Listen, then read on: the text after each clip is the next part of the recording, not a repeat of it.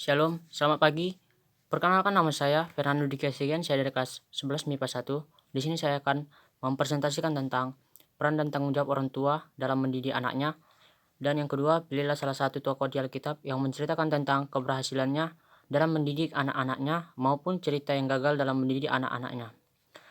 Yang pertama yaitu peran dan tanggung jawab orang tua dalam mendidik anaknya, yaitu peran orang tua dalam kaitannya dengan pendidikan anak adalah sebagai pendidik utama. Maka dari itu tanggung jawab orang tua terhadap anak diantaranya memberikan dorongan atau motivasi, baik itu kasih sayang, tanggung jawab moral, tanggung jawab sosial, tanggung jawab atas kesejahteraan anak, baik lahir maupun batin, serta kebahagiaan dunia dan akhirat. Yang kedua, pilihlah salah satu tokoh di Alkitab yang menceritakan tentang keberhasilannya dalam mendidik anak-anaknya maupun cerita yang gagal dalam mendidik anak-anaknya. Contohnya yaitu Abraham ayah Ishak.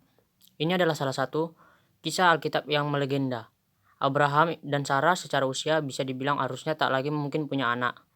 Tapi karena rencana Tuhan atas bangsa Israel, dia pun mempercayakan seorang anak atas mereka yang kemudian dinamakan Ishak. Kehadiran Ishak sendiri menjadi sukacita yang besar bagi kedua orang tuanya. Tapi menjadi orang tua ternyata nggak semudah yang dibayangkan Abraham. Tuhan sendiri bahkan menuntut Abraham untuk menyerahkan Ishak sebagai persembahan baginya.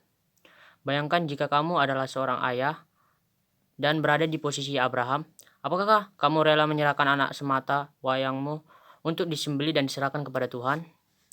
Nggak ada orang tua yang akan rela melakukan hal gila semacam itu. Tapi tidak dengan Abraham.